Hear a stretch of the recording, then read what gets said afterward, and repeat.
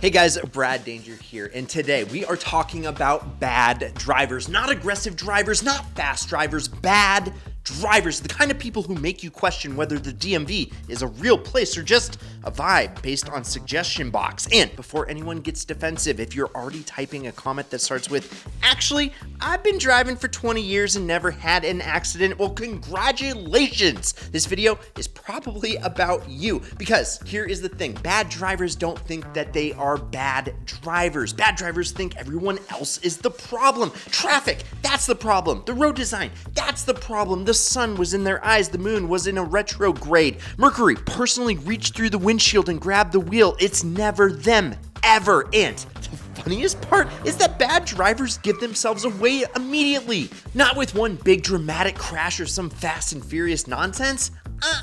It's the little stuff, the tiny tells, the micro behaviors that make your soul leave your body one brake light at a time. The kind of stuff that makes you sit there at a red light staring into the void thinking, wow, this person votes? So let's talk about the early warning signs, the red flags, the stuff that lets you spot a bad driver before they ruin your morning, your commute, and potentially your deductible. First up, situational awareness. Yeah, or more accurately, the complete lack of it. This is the driver who is technically present in the vehicle, but spiritually is just somewhere else. Their eyes, they're open, but nothing is being processed. They miss green lights. They miss turn lanes. They miss the fact that traffic stopped 5 car lengths ago. They drive like the world loads in chunks around them, like a laggy video game. I mean, you'll see them drift gently across lanes, not aggressively, not decisively, just slowly kind of wandering like a Roomba that lost Wi-Fi.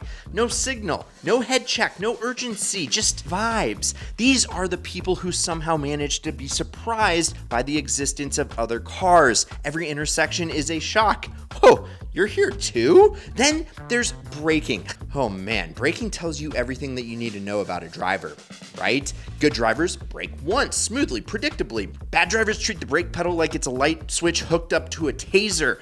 On off, on off, on off. Every 2 seconds, no reason, no obstacle, just straight sheer panic. These are the people who slam on the brakes on a wide open freeway just because the car 3 lanes over tapped theirs, or because their brain just briefly remembered the brakes exist and wanted to check them and see if they still worked. Riding behind them feels like you're learning Morse code through whiplash. Closely related is throttle behavior. Oh boy, bad drivers are incapable of maintaining a steady pace. They accelerate, they decelerate, they accelerate again, not because of traffic, not because of the terrain, just because their foot is bored. They treat the gas pedal like a fidget toy, and somehow they're always shocked that their cars get terrible fuel economy. And now, let's talk about signals, not signals that other drivers are sending you on Tinder. Now, and we're not talking about BMW drivers, right? Or the total refusal to use them. See, turn signals are not optional. They are not a personal preference. They are not a fun little Easter egg that you unlock every 5 years of ownership. They are communication. They tell everyone else what you're about to do so they can react like functioning adults. Bad drivers, they don't signal. BMW drivers, they don't either. Have you ever checked the prick? Yes, it's on the inside when you own a BMW. Or worse, they signal mid-turn, halfway through the maneuver, as if the blinker is just a celebratory light show for something that already has happened. Thanks, man. Yeah, that was incredibly helpful. 12 seconds too late. And don't even get me started on the people who leave their signal on for miles. At that point, it's not communication, it's emotional manipulation. You're not lying to everyone around you. You are turning. Are you not? It's this cry for help no one really knows. And next up, tailgating. Bad drivers love to tailgate. They will sit 6 inches behind your bumper at highway speed like drafting is gonna unlock a speed boost. They don't care that there's no traffic ahead. They don't care that you're boxed in. They just believe with absolute confidence that if they just get closer, reality is gonna bend around them.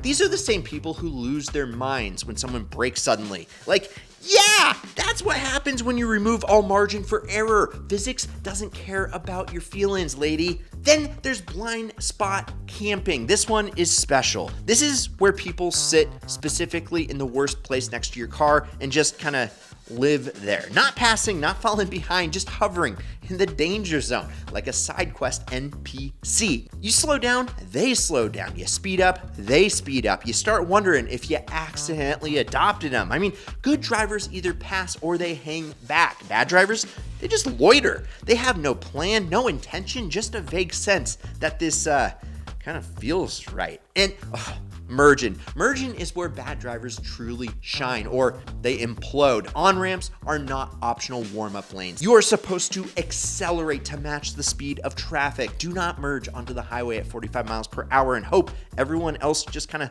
sorts it out. Bad drivers do exactly that though. They creep down the ramp like they're approaching a crime scene. Then they stop. Full stop on an on-ramp and look left with fear in their eyes like they're being asked to solve a murder. Meanwhile, traffic behind them is stacking up like a disaster documentary. Equally bad are the people who refuse to let anyone merge. They see a turn signal and they take it personally, like you've challenged their honor. They speed up, they close the gap. They would rather cause an accident than let someone in. Incredible behavior, truly inspiring. And lane discipline is another big one. Bad drivers love the left lane. Left lane Prius, anybody? They don't know why. They just know it feels important. They get in the passing lane and then set up camp. Speed limit, below speed limit, it don't matter. Passing is a suggestion. You can simply live there now if you want to, rent free. Behind them is a growing parade of rage, flashing lights and shattered dreams, and still they don't move because moving would require awareness, and awareness is not part of the package. Phone use, you guys. This one should be obvious, but here we are. If you're scrolling while driving, you are a bad driver. Full stop. I don't care how good you think you are not special. You are not built different.